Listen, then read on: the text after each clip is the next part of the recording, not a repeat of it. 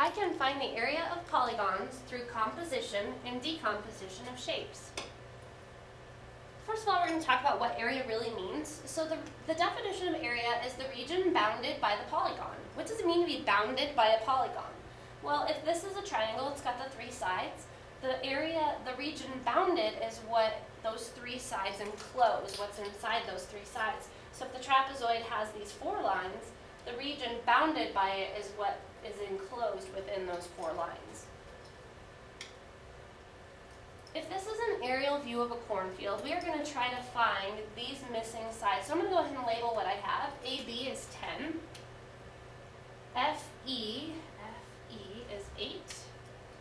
AF is 6. And DE is 7.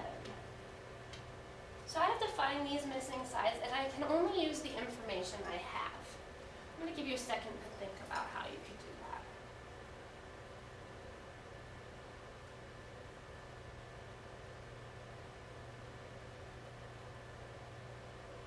Here's what I would do. I would actually break this rectangle off, and you could break it off several different ways, but I'm going to say it this way. If this is my rectangle and this side is 7, I also know that this side is 7. If this rectangle up here, this length is 6, then this length has to be 6. I still haven't put any new information up. This is all stuff I already know. But it wants to know the distance of BC. Well, I know if this is 6 and this is 7, the whole distance is going to be what I get when I add that. So that would be 13. So BC is going to be 13 units. Now DC over here is a little bit trickier because I have to figure out how do I find this distance. Well, I know that this whole thing is 10 and this is 8. So if this whole thing has to be 10, I know that I could have just 2 more here, which means I also have, excuse me, 2 more here.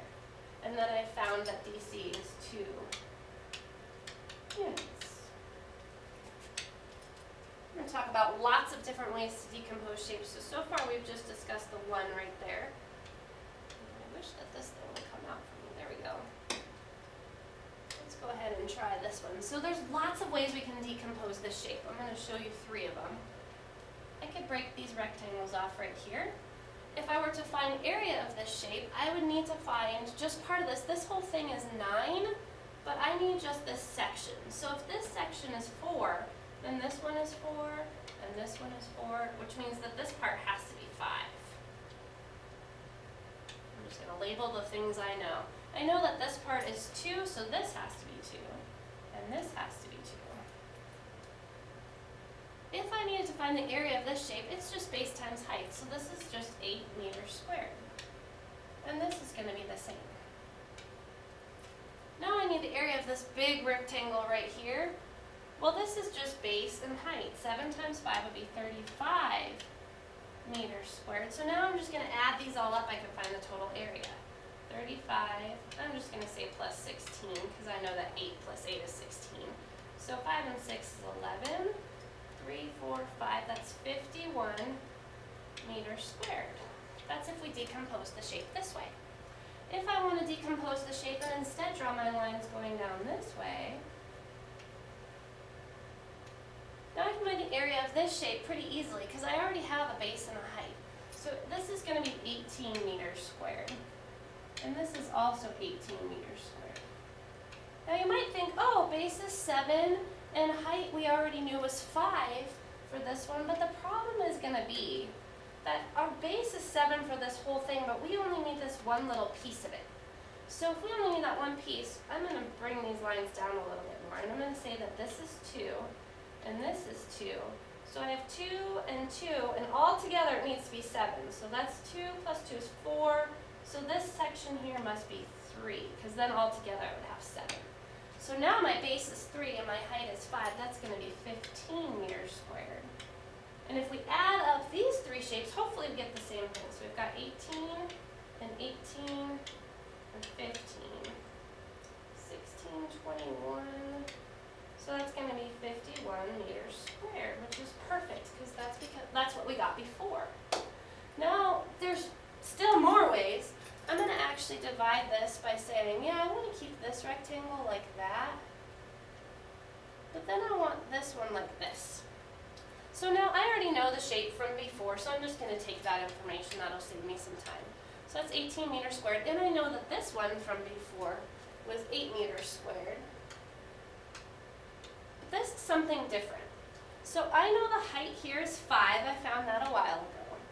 But I need to know this area. So this one is 2, and the whole thing is 7. That means that this has to be 5 here. So my base times my height is going to be 25 meters squared. And when I add up all of these shapes, hopefully I still get 51. Let's check it out. Yep, still 51 meters squared. So these are lots of different ways to decompose the same shape. Get this out. And it doesn't matter how we decompose this area, it's still going to be the same. I was thinking there's probably more ways to do it. I don't want to spend forever decomposing this shape, but you know, you could decompose it like this too, similar to the way we did before.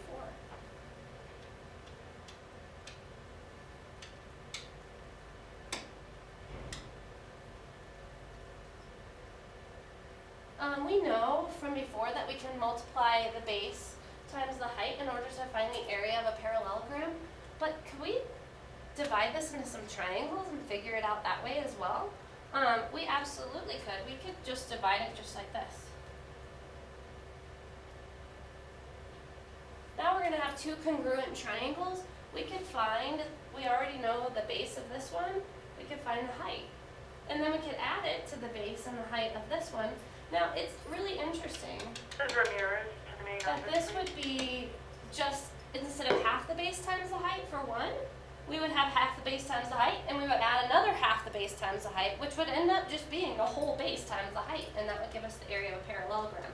If I'm actually required to do it for some reason, I could do half the base is 3 times the height, which is 4. So I'm going to show you that. Half the base equals 3, and the height equals 4. So the area of this would be 12 meters squared. The area of this would be the same, because they're congruent triangles, which means they're the same. And so if I add that up, I would have 24 meters squared. Or if I just remember my formula for finding area of parallelogram, it's going to be the same. 6 times 4 is 24 meters squared. But now we showed how to do it with decomposing it into triangles. Oops, I don't really need a revealer. There we go. And if we have a trapezoid, you could really do the same thing. I could say, you know what, instead I'm going to decompose this.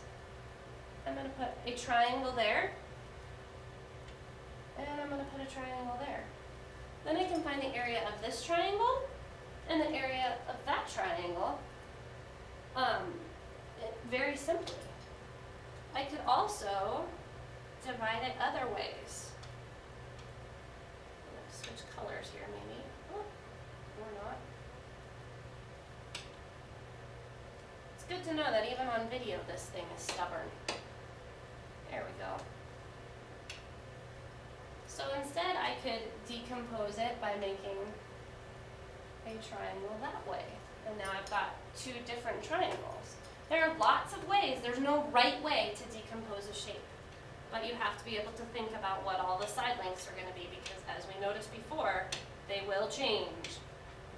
Hopefully now you feel like you can find area by composition and decomposition of a shape.